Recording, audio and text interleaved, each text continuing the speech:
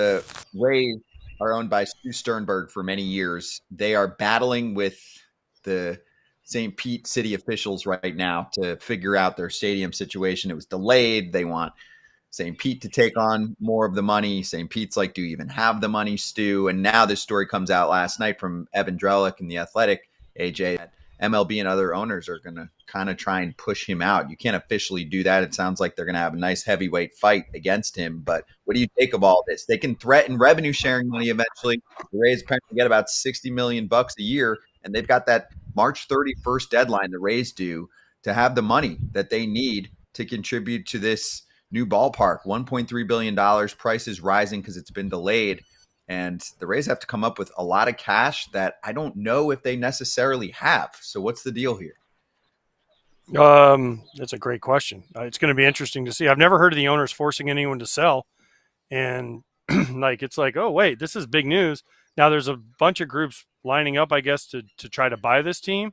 I know, in Orlando, we've kind of talked about this, but there's some people in Orlando that like to get it. Now you're hearing about people in Tampa that would like to get it. The main question for me is, will they be able to get a stadium in Tampa? Because Sternberg's not going to go quietly. He's going to want to fight this. He's not just going to sell. Now, if someone gets to a price, Alana, that's like outrageous, I don't know. I'm always wondering when ownership groups or teams say we don't have the money to do this. You do have the money. Maybe you don't want to buy an entire stadium, but you got to continue to put a winning. Hey, $750 million or whatever he has to come up with is a real. It's expensive. I understand that, but you're also making a boatload of cash too.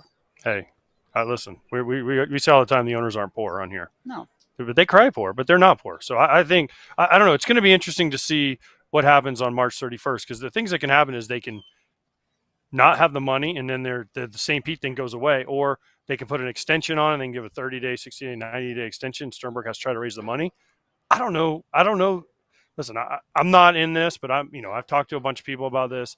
Does he have the money? Nobody's really sure that he has the money. The best thing that could happen to the Rays is to build a stadium the size of Steinbrenner Field and put a roof on it, because they don't sell out their stadium. Well, you got to have 30,000 people though. They don't fill it out. They wouldn't. They would if they moved east, Tampa, Orlando-ish area. There's just you can draw from. I don't know how many times you've been to St. Pete. Probably never, because Dodgers don't go there very often. I have been to St. Pete but many a time. It's not easy to get to, and it's just not fun to go to. Well, they have some decent restaurants. They need to have but they used to have nothing. They need to have so on sunny days they can play outside, and then they can close it. How's this going to work, by the way? Tampa playing at Steinbrenner Field in the middle of July. Hold up. I want to get this quote in there too. Freddie can't walk slower. So he can't walk any slower if he tried. Exactly. Matt Silverman's the team president of the Rays, and he said, quote, "It's not a question of whether we have the funds. We do. The question is whether it's a good use of those funds to commit us and MLB to this ballpark for the next 30 years. You guys made the deal. They also made the deal. And if they're going to act like, oh, I don't know if this is the right thing, well, then why are you doing another deal in St. Pete when everyone else thinks that you should be in Tampa, or obviously like AJ and even me, maybe try out a different spot like Orlando? Tampa will definitely do better. There is a stigma about crossing over the causeway.